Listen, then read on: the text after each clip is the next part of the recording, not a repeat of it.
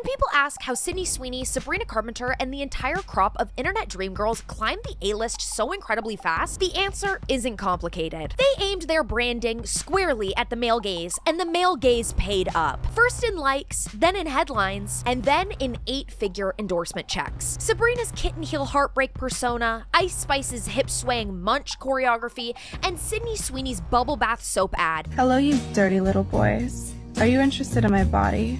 Watch. Each campaign was like a booby-trapped treasure chest for straight men. And there's a reason for this. Listen, the problem with Sydney Sweeney's ads is not that she's using sex to sell. It's not the problem. The problem is that, to quote TLC, her ads are not crazy, sexy, or cool.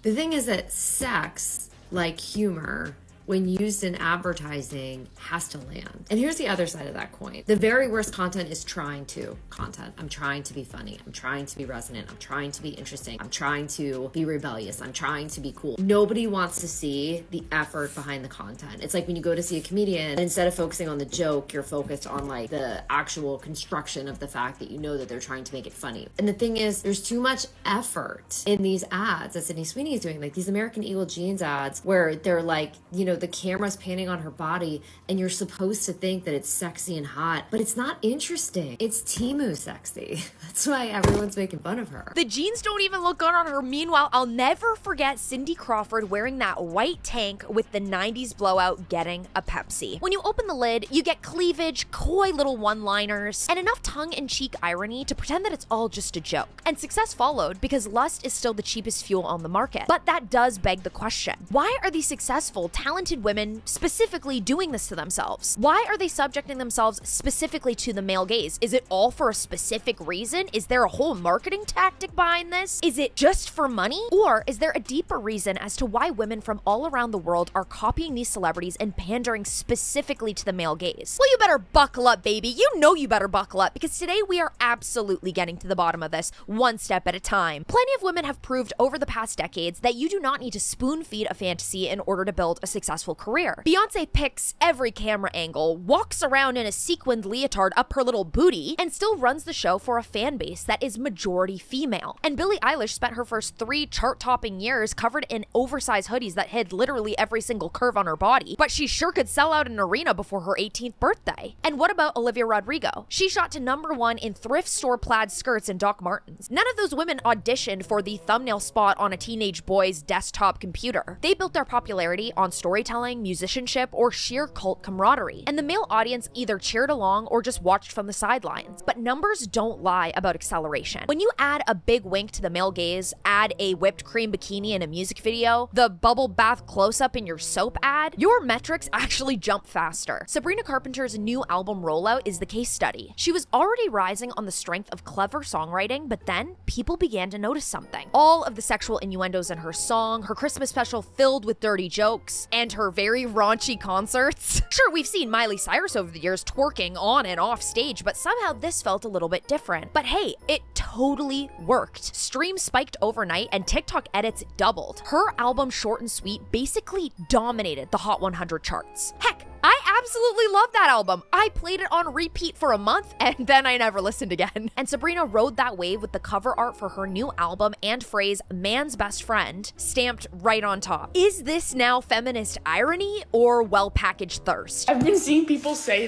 that Sabrina Carpenter's cover magazine is too male gazy because she's naked on the cover.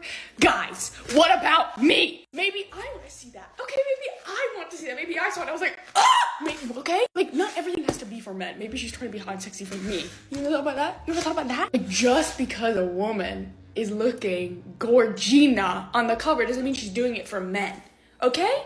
There's a huge difference between doing something specifically for the male gaze and just doing something that men will also find attractive. Let's talk about this. Okay, Sydney Sweeney's bathwater thing, that's for the male gaze. That shit was weird. Sabrina Carpenter looking gorgeous on that cover? It's for me. Okay, that's for me. What if I want to see hotties? What if I want to see the hotties? It's okay. It's okay because she's inspiring me to be equally hot. I love that. They don't realize most of her audience are women. No, it's wild because Sabrina is for the women gaze. Like, I thought we all knew this. Being scandalous is not for the male gaze. So this is a totally different opinion. This is going on the other side of the spectrum, that maybe it's inspirational, it's cute, it's fun, it's really flirty, and it makes you feel like you want to play up your sexuality. Sure, Sabrina can specifically say that she's being cheeky. Like if she just says, girl, I'm in on the joke too, don't even worry about it. It's all okay, but irony, of course, works both ways. Sabrina Carpenter has got to have the worst fan base in the world. Because what do you mean that the girl first started out making very regular music, fully clothed, right? And y'all paid her fucking dust. Like, y'all damn near demanded that the girl have to cosplay prostitution in order to become a mainstream artist. She does that. Y'all eat it the fuck up. But now all of a sudden she's come out with an album where the cover art is a picture of her on her hands and knees with a dude standing above her holding her hair. And now y'all don't like her no more. That's where y'all draw the line. Talking about, oh yeah, well now she's catering to the male gaze. Are we talking about the same Sabrina Carpenter? The girl has literally always catered to the male gaze. Like, whose gaze do you think that she's catering to when she's crawling on her hands and knees on stage? Because it's fine when she does it on stage, but it's not fine when she does it in the cover art. Like, whose gaze do you think she's catering to when she comes out on stage wrapped in a towel and then rips it open for the crowd so they could see her little skimpy, leotard one piece? Whose gaze do you think that she's catering to? This is the conversation. Exactly. Like, this is the conversation.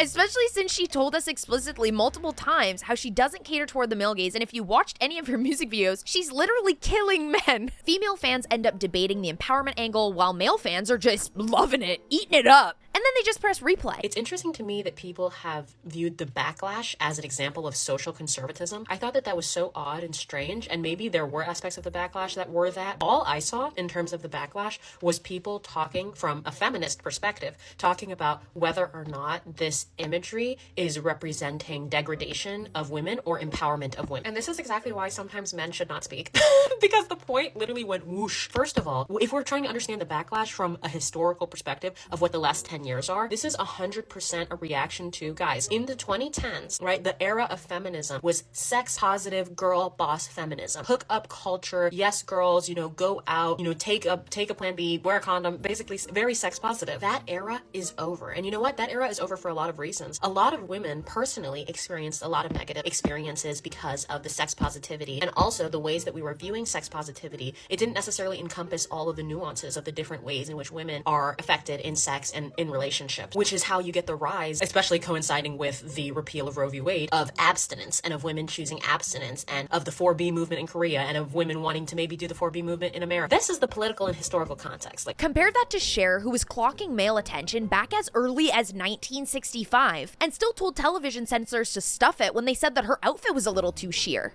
Do you think men are important? Like for what? We'll take a break. We'll be right back. Wagon wheel Watusi. Why'd I have to eat that up?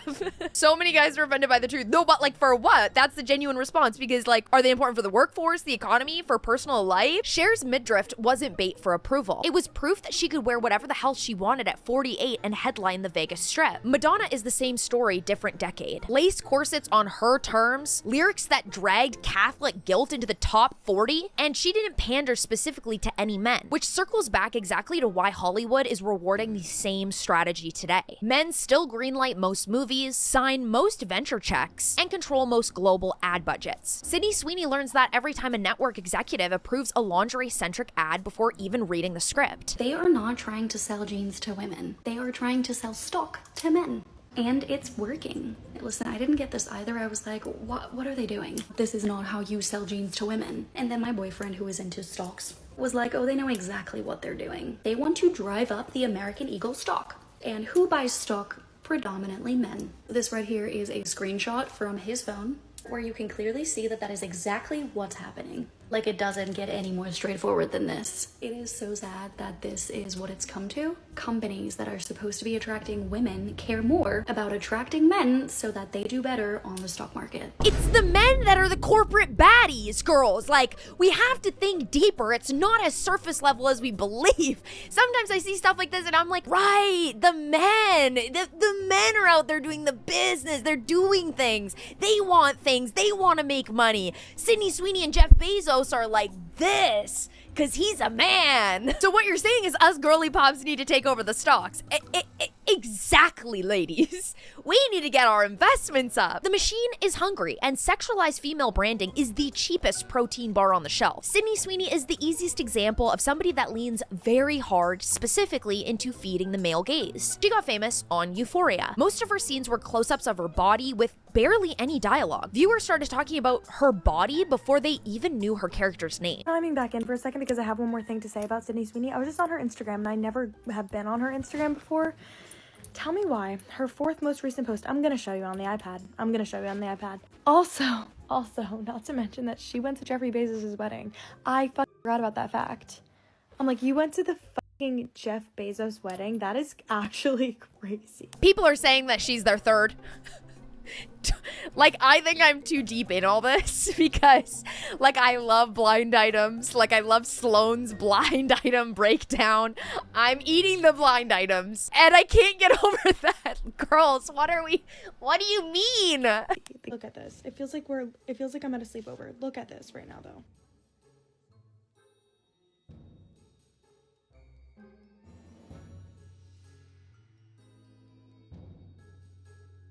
She's addicted to incel validation.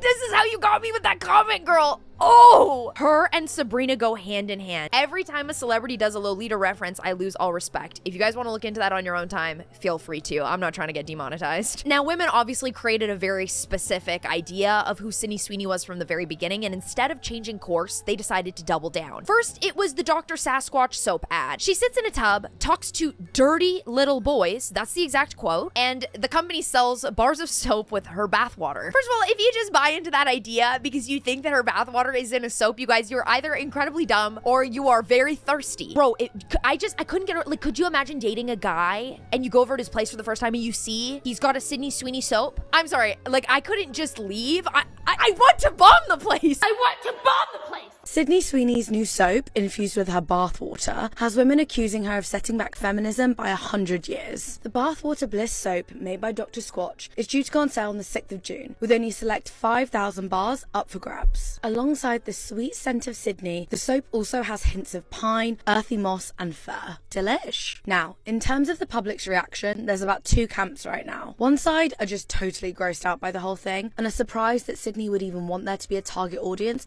for this kind of product.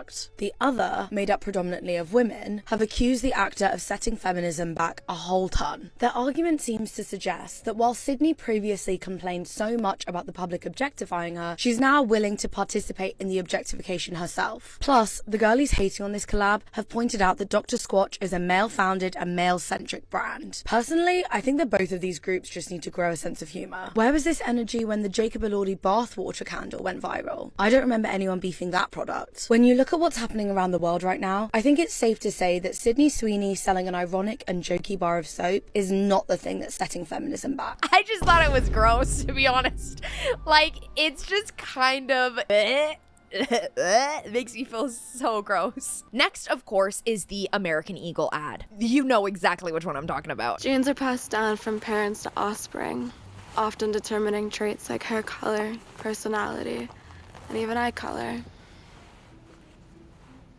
My jeans are blue. The camera follows her in jeans while a group of guys stare through a store window. Obviously, the ad trended because people shared slow motion clips of her unzipping the denim, not because they like the jeans. Now, Sydney keeps always talking about how she wants more complex roles, but every brand tie-in reinforces the idea that her body might be the only real commodity. Now, something that is super important to talk about is what happens when this idea of the male gaze actually runs out. Ice Spice literally blew up in one night and is a sad example of what happens when you pander to the male gaze a little too much, and then you realize that you just can't escape it anymore. A short TikTok clip of Munch showed her red curls, tiny top, and lyrics that only straight men would really want to listen to. Guys spam liked the video before they even knew her name. Labels then saw the view count and signed her on the spot. I hope Cooking with Kaya, Ice Spice, etc. teaches the broader public that appealing to the male gaze is silly because it's not a loving stare, it's a death glare. Like stealing a cheating man isn't a flex. So her team ended up keeping that same formula. Every video showed her in the same low-rise jeans, arch back pose, same lyrics about what she can do for a man. Streams went crazy, but if you take a closer look at her live shows, the front row was packed with men. When she tried a softer track like Pretty Girl, the numbers totally dipped. Women online said that the song didn't feel like it was for them, and without that girl fan safety net, a career really wobbles fast. A male gaze fan base is like a sugar rush. Huge spike, quick crash, but nothing long term. Ice Spice can still pivot. Megan Thee Stallion did it by mixing body confidence bangers with liners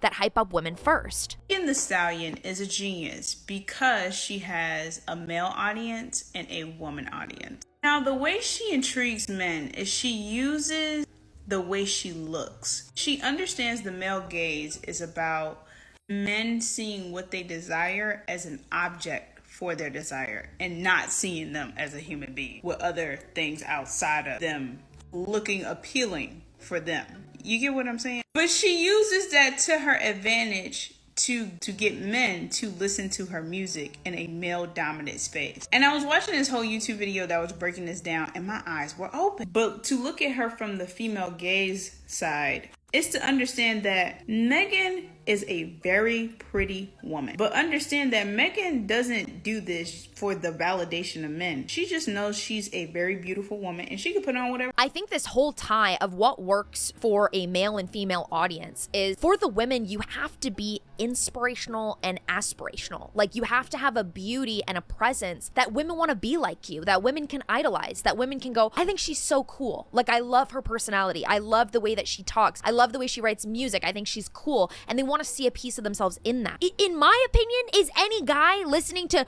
ooh, hottest, ooh, hottest? No, like only I'm listening to that at the gym, guys. Like where are the men that are listening to that? Talking back about Ice Spice, if she keeps looking for those same thirsty views, the next viral clip will steal her spotlight just as quickly as she got it. Now, if you're wondering why I'm specifically singling out men and talking about the idea of the male gaze instead of the audience as a whole, here's a quick data refresher. Women drive about 70% of consumer spending in categories like fashion, wellness, and home goods. Men dominate view counts in hot girl niches, but rarely ever convert to buyers at the same rate. When Sabrina drops a candle or a new fragrance, the girlies will line up to buy it so that they can smell like her. Guys who like that one raunchy performance clip, they scroll right by and they do not care. That's why building a brand almost solely on the male gaze is like renting a mansion you can't afford to furnish. Everyone's impressed for 5 seconds and then they're gone. Still, of course, validation is addictive. The algorithm rewards fast engagement and nothing engages faster than an image that totally caters to men. You are embarrassing yourself every time you post a picture on Instagram to try to remind him how hot you are. He does not suffer from amnesia. He knows what you look like. Like, it's not your looks that are the issue. And then the logic is not logicking. You want him to hit you up based off of your looks and not because your personality, not because he longs for you, not because of anything else. You want him to literally just objectify you. But if he objectifies you and comes and you and then leaves just off of your looks, then you're gonna be heartbroken. Make it make sense, because you're auditioning for love and thinking that this picture is gonna, it's gonna jog something in his memory and he's gonna think about how funny you are.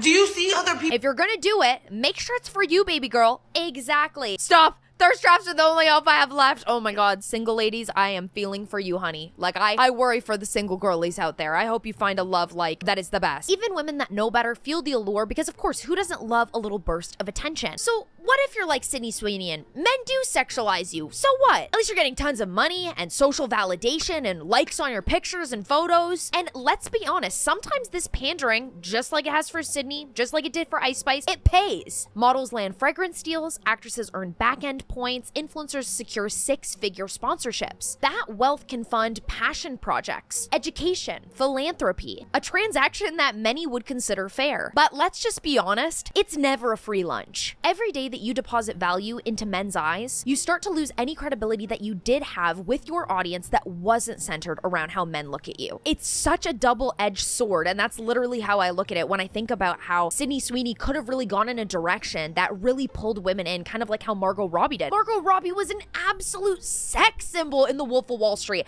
and it only made me think she was like so gorgeous and hot, but you have to be in on the hotness of it. You can't just do it for men and keep women completely outside, or else they're not going to be interested, and if anything, they're going to create a very large amount of judgment on you, and you're never going to get them back as potential fans. Sydney admitted in interviews that she struggles to find roles where directors treat her more than just a girl that cries, screams, and has sex. Now, here's where women outside of Hollywood need to pay attention. When you build your self-worth on surface-level metrics, male compliments, high-angle selfies, follower counts, you're mirroring a system that was designed to cannibalize you. The second you age, like we all do, gain 5 pounds, like we all do, I love a chocolate bar, or simply get overshadowed by the newer, hotter face, those metrics crash, and they crash really hard. That crash can of course wreck TikTok viewership, but it can also wreck self-esteem, because the measuring stick never leaves your phone. Hang on a second. Imagine thinking that these gym girls wake up at 5 a.m. to go to the gym, drink 3 liters of water, hit their protein target, take their creatine, eat their fruits and vegetables, sleep 8 hours a night, get regular massages for recovery. For men? Good point. For real, but like, what are the leggings? You know, and some people say it's just comfortable to be wearing those leggings. And me personally, the tighter the outfit, the more comfortable. I cannot work out in a cotton t-shirt. I will die. Beauty standards used to shift every decade, but now they change every couple of months. The male gaze loves that churn because novelty keeps it entertained. Your wallet and your mental health do not. So what's the alternative? Denial won't help. Ignoring appearance altogether, of course, isn't realistic either. The trick is really recentering who sits in the front row for you. Sydney could pivot her gaze to female viewers by producing the kinds of roles she once begged to be in. Margot Robbie did it, and now she calls her own shots. When Margot Robbie put out I, Tonya, are you kidding me? She's just an entertainment phenomenon. She can be put in so many roles and do an amazing job. If she wants to be sexy, she can be sexy. If she wants to be pure-hearted and real and be a figure skater that tells this crazy real story, I think that's also really incredible. But it really is a very fine line. Sabrina hedges by secretly speaking to her female audience between every single chorus, between all of those cheeky one-liners, which is why girls blast her songs while they get ready for a night out. It just works. That's what allows them to keep staying in power even after men decide to scroll away. Now, my opinion when it comes to her new album cover, that's where she lost me. And I think that's where she lost a lot of people, because the whole tongue-in-cheek thing with Sabrina is what makes her so awesome. It's all of those cheeky, flirtatious moments, but being like, girls, we're all so sexy. Let's have fun and be sexy together. The moment that you're being sexy and putting on this entire production just for a guy to look at you and go, yeah, she's so hot, that's where you start to lose women. I thought this many times. If she had put out the Man's Best Friend album cover and she was in like a full leather dominatrix outfit walking a man and he was on his hands and knees, that's when the girls are like, yeah, girl, get it. You're the one that wears the pants. You are a man's best friend, because look at what you're doing. You're having so much fun and you're enjoying the fun sexuality of it. The moment that it's twisted on its head and it feels like we're the brunt of the joke, that it's on us and now we're on our hands and knees doing something for someone else because it's for them and not for us, that's where you lose us. And I feel like having women support you is a massive part as to why some of these celebrities and singers become such massive icons. It's the level of empowerment that they help women feel when sometimes we don't feel it for ourselves. For everyday women, this pivot that I'm talking about can be even smaller. Dress for the version of yourself who laughs the loudest with your friends, not the version that you imagine could catch some stranger's attention, because who cares what they think. Post a selfie that documents an amazing memory, not auditioning for a thirst trap. And I love a good thirst trap. Like, you know what I'm saying? Like, I'll like your pick, girl. Just not every time. Some people worry that pushing back against the gaze equals shaming sexuality, but the whole point is agency. Wear that low-cut top because you love the color, not because you're scared that somebody will scroll past if you don't. Sydney's bubble bath ad felt really desperate because it wasn't playful or aware. It was just engineered endearing for men or the dirty little boys she was talking about. Cindy Crawford's iconic Pepsi commercial in the 90s still comes off as sexy today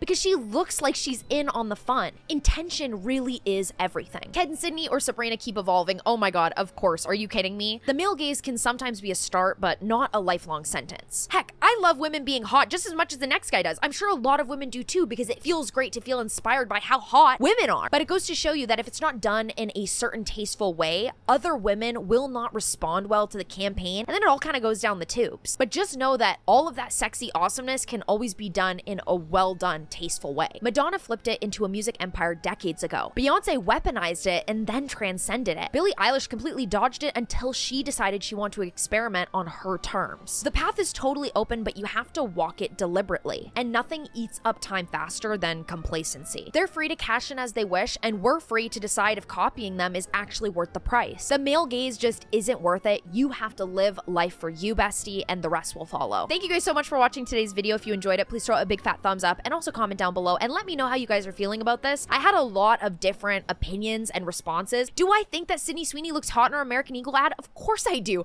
I totally think she looks amazing. I just think that all of this, when done right, can really be inspiring. When I look at Tate McRae like shaking booty in like little outfits on stage, I'm loving it. I'm eating it up. It's for the girls, it's for the guys, it's for the gays, it's for everybody. But when Sydney Sweeney lays around in a bathtub or does these like really quick cash ads, it feels like she's giving more influencer energy, trying to make money without realizing how important her brand is. And after Euphoria, bro, she could have done anything. If you guys enjoyed today's video, you can go ahead and click here to find out why every single person looks ugly without makeup, girl. It's not just you and me, it's totally chill. Or you guys can go ahead and click here to learn all about why fillers are the devil. You guys know I love you, and I only make these videos because I truly want the best for you. I hope you have an amazing day or night or whenever you're watching, and I'll see you very soon. Mwah. Bye.